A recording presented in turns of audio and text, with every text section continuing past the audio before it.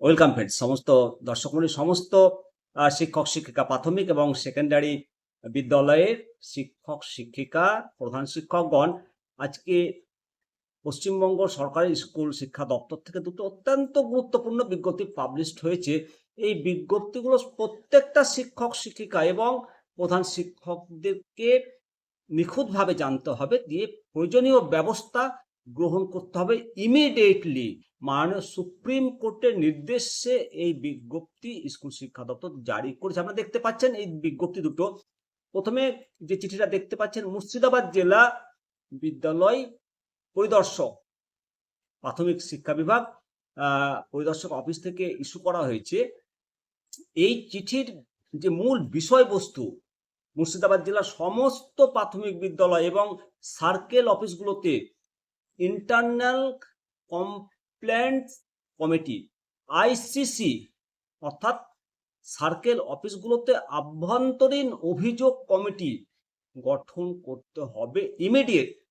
কেন গঠন করতে হচ্ছে?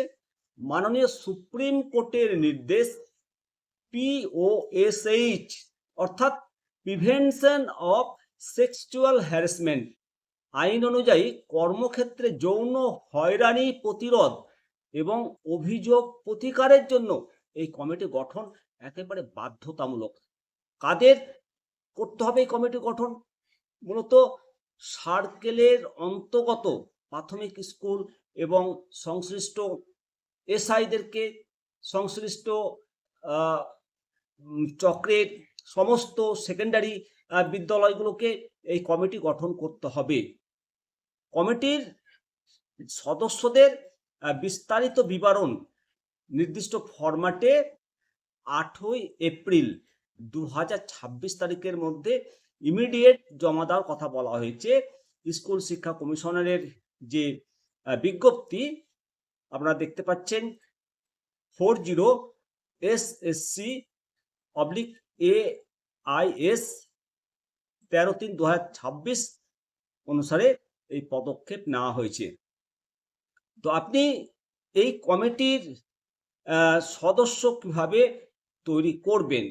তো মূলত বিকাশ ভবন থেকে যে বিজ্ঞপ্তিটা প্রকাশ হয়েছে, এই বিজ্ঞপ্তি অনুসারে এই বিজ্ঞপ্তি প্রকাশের তারিখ থেকে 7 দিনের মধ্যে এই কমিটি সদস্য যেটা গঠন করবে তার তালিকা আপনাদেরকে পাঠাতে হবে। আপনাদেরকে কোথায় পাঠাতে হবে তার একটা ইমেল আইডি দেওয়া হয়েছে বিজ্ঞপ্তিতে, সেটা দেখে নেবেন ভালো করে। এবং প্রাথমিক স্কুলের ক্ষেত্রে সংশ্লিষ্ট এসআই অফিসে এবং মাধ্যমিক স্কুলের ক্ষেত্রে প্রধান শিক্ষকরা ডিআই অফিসে এই ইমেল মারফত আপনারা তথ্য জমা দেবেন। তো এই কমিটির মেম্বার কে হবে? এই কমিটির মেম্বার যেটা হবে, প্রিসাইডিং অফিসার অর্থাৎ সভানেত্রী, অবশ্যই সংশ্লিষ্ট স্কুলের বা অফিসের একজন সিনিয়র মহিলা কর্মচারী বা শিক্ষিকা এই কমিটির প্রধান হবেন। আভ্যন্তরীণ সদস্য অন্তত 2 জন শিক্ষক শিক্ষিকা বা কর্মচারীর মধ্যে থাকবে, যারা নারী অধিকার রক্ষা বা সমাজ সেবার কাজে অভিজ্ঞ বা যাদের আইনি জ্ঞান রয়েছে। এক্সটার্নাল মেম্বার অর্থাৎ বাইরের সদস্য নারী অধিকার নিয়ে কাজ করেন এমন কোনো এনজিও দলের প্রতিনিধি বা সমাজকর্মী অথবা এই বিষয়ে অভিজ্ঞ কোনো আইনজীবী। তবে এই কমিটি গঠনের বিশেষ শর্ত রয়েছে। কমিটির মোট সদস্যদের মধ্যে 50% অবশ্যই মহিলা হতে হবে। কমিটির প্রধান দায়িত্ব এবং ক্ষমতা কি সেটা একটু জানা দরকার।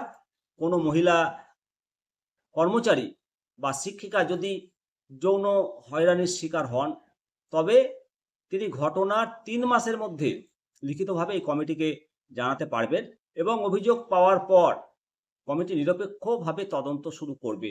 তদন্ত রিপোর্ট সর্বোচ্চ 90 দিনের মধ্যে জমা করতে হবে। অবশ্যই অভিযোগকারী এবং যিনি অভিযুক্ত এবং সাক্ষীদের সম্পূর্ণ পরিচয় গোপন রাখা এই কমিটির একেবারে মূল দায়িত্ব। এবং এই কমিটির তদন্ত চলাকালীন এই কমিটিকে দেওয়ানি আদালতের মতো ক্ষমতা দেওয়া থাকে, যার মাধ্যমে তারা সাক্ষী ডাকতে পারবেন বা প্রমাণ সংগ্রহ করতে পারবেন। তো সদস্যদের তথ্য জমা দেওয়ার যে ফরম্যাট বিকাশ ভবনের নির্দেশিকা অনুসারে আপনারা দেখতে পাচ্ছেন, প্রতিটি স্কুল বা অফিসকে একটা নির্দিষ্ট চার্টে এই তথ্যটা পাঠাতে বলেছে। দেখুন, এই তথ্য যেটা পাঠাবেন চার্ট অনুসারে সদস্যদের নাম এবং পদবি, কমিটিতে তার ভূমিকা, সভানেত্রী, সদস্য বা বাইরের সদস্য এবং লিঙ্গ নারী না পুরুষ, মোবাইল নাম্বার, ইমেল আইডি আর ঠিকানা বাইরের সদস্যদের ক্ষেত্রে এটা দিতে হবে। আর এটা কেন জরুরি? মূলত মাননীয় সুপ্রিম কোর্টের নির্দেশ অনুসারে যদি কোনো স্কুল বা অফিসে এই কমিটি গঠন না করে, তাহলে প্রতিষ্ঠানের প্রধানের বিরুদ্ধে আইনত ব্যবস্থা নেওয়া হতে পারে এবং মোটা অঙ্কের জরিমানা গুনতে হতে পারে। অবশ্যই আপনাদের মতামত দেবেন কমেন্ট সেকশনে যদি কিছু জানার থাকে। ভালো থাকবেন। জয় হিন্দ, বন্দে মাতরম, ভারত মাতা কি জয়।